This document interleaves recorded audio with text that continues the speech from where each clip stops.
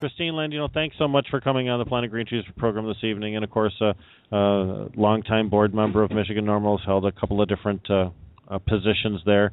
And I understand that you are retiring your position in Normal and that you're going to have a celebration in your honor tomorrow evening. Can you tell us a little bit about your years of service and about this gathering as well? Sure, Rick. I started out with Michigan Normal back in 2001, and in 2003 they asked me to join the board. And I've held various positions, mainly treasurer, but then I went to secretary and treasurer while Carol had some issues that she had to deal with. It was Carol Reed, one of our faithful marijuana advocates. And then I became the assistant executive director under Matt Abel, and just been going forward. And basically Michigan Normal did drop back because our full goal and vision is for legalization, recreational and medical. But at our thinking back in 2007, it would be nice to get our patients off of the battlefield since they've made it a war on drugs. And that was our thought, and MPP was nice enough to come in and basically bankrolled the whole Proposal 1 issue for medical marijuana, and now the rest is history. Now we just have to fight a government that doesn't think that 63% of the people knew what the hell they were doing.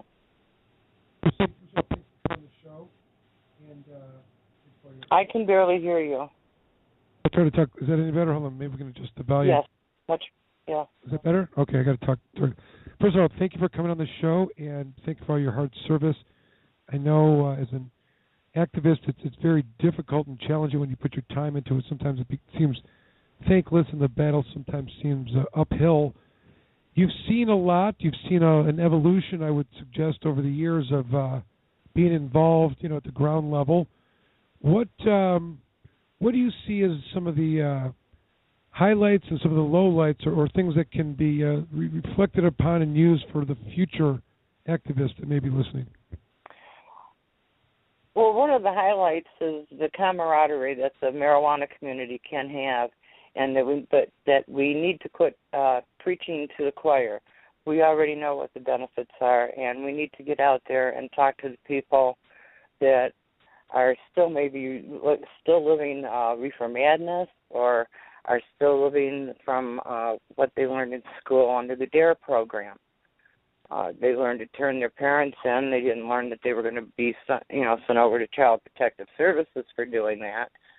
But we need to bring people up to date to just exactly what you can expect from this plant, that it's not the evil thing that the government made it out to be for their own end way back in the 30s, and then it was reiterated back in the 70s when Nixon decided to still make it illegal. But we do have a light at the end of the tunnel. I do see that finally after all these years. 1974 was my first marijuana initiative. I was going to say you must have seen some, identifiable change. I mean, if you started in 2001, at least in Michigan, and of course nationally, do you think? What do you think of? I mean, as activists, I know it's always difficult, and I know other very, like Jack Harrow, who said he was, that he's surprised. Like there should be more revenue that has been provided for all the people that engage in cannabis use. There should be more, dollars available to try to effectuate change, and there isn't. I mean, that may be an organizing issue, and of course, there's different people have different end goals, as we know, in terms of what this thing looks like on the other side, which sometimes cause it to slow down. But what would be your where's your position on this? Do you how do you see it playing out in the next 5 to 10 years, and who is holding the money and who's holding the bags at the end of it? That's the whole problem, and who's holding the money right now. And right now, it seems to be big pharma and government. And we're sort of left with our hands out. We're trying to get help, but most of our people are either low income or mid income, and everybody's struggling right now. And to try to get people to part with some of their well-earned money is real hard when you can't give them a definable they're going to get in return for spending their money. Right. But we do have to. Sure. No, please go ahead. Finish. But we still have to go forward. I mean, we tried the repeal today back in 2012, and we found that Michigan really isn't a volunteer state.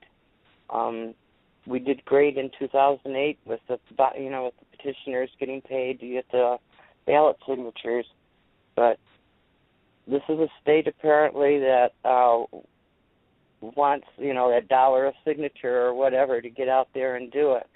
So we do need some, we need to find somebody that's willing to part with some money, or that will at least let us maybe front it to us so we can accumulate it quickly. But by 2016, I think we might be on the ballot in Michigan for legalization. I think we can do it. That sure would be great. I think it's appropriate for us to say happy birthday, actually, isn't it right? Happy birthday. It's happy birthday to Christine Landino, everybody. Woo! Yes. Except for 21 years old with 44 years experience. Yeah. Say that again. You have to add it up, folks. Say that again, Christine. That was awesome. Say it again. 21 years old with 44-year experience. That's a fantastic thing. Tell us a little bit about this part. Go ahead. Oh, well, Ron Plug and Steve Sharp have put it together for me at the Marijuana Ranch. It was sort of supposed to be a surprise, but they couldn't do it without, making sure that I was going to be there and what have you. But I'm looking forward to seeing anybody that I've crossed paths with in this journey, whether we got along, whether we didn't get along. I'm hoping everybody can sort of drop any type of arguments or, hard feelings and come on out and have a good time. And because, I'm retiring from Michigan Normal, but I'm not retiring from activism. I plan on going forward. I'd like to get with the Wounded Warriors and work with them with the dogs and with the PTSD for medical marijuana. That's the Marijuana Ranch Cafe. For information on that event, you can call 313-422-5281, or best thing is just go to Comerica Park, drive north about 2 blocks, and smell us. That's one way, or 2627 John R. Oh, she's got the address. I was looking it up. Way to go. 2627 John R. in Detroit. As I mentioned, just a couple blocks north. Does that kick off about 7 o'clock, Christine? Well, it actually starts at 6, from 6 until midnight. Ah. So anytime, roll on through. And then, of course, there's going to be some beverages and some foods and stuff like that, too. But it's $5 at the door, but it includes barbecue, so we're having hamburgers, and any soft drinks will be free, and water. Excellent. And, of course, Ron... And, of course, all the cannabis, obvious where we are. Right.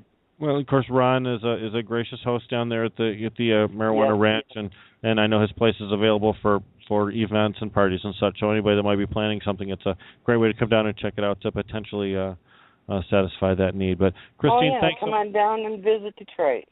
And will we have your wonderful husband John joining us tomorrow too? I always like to see John when he gets out. Yes, he will. Excellent. Yes, I'm making him behave so he won't hurt himself, so he won't have to wear his neck brace. Fantastic. Listen, thanks so much for taking the time to come on the show tonight. And again, as Michael mentioned, and I'm sure he'll echo this sentiment, thanks again for your years of service to Michigan Normal and to the community in general. I worked along with you at Repeal today, and it was just a pleasure. And God bless you, and best of luck in future endeavors, whether related to cannabis or not.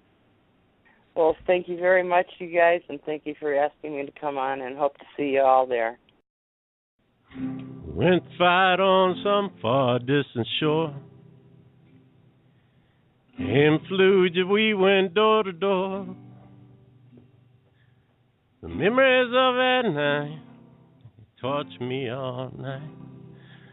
But now we don't have to suffer anymore. My little girl was born in constant pain. Seizures, they was roaring through her veins. Turned out that her need was for therapeutic weed. Now it helps my baby break her chain. We don't have to suffer anymore. The fact that it's good medicine we simply can't ignore. There's nothing but a plan, so don't come kicking down our door. We don't have to suffer anymore.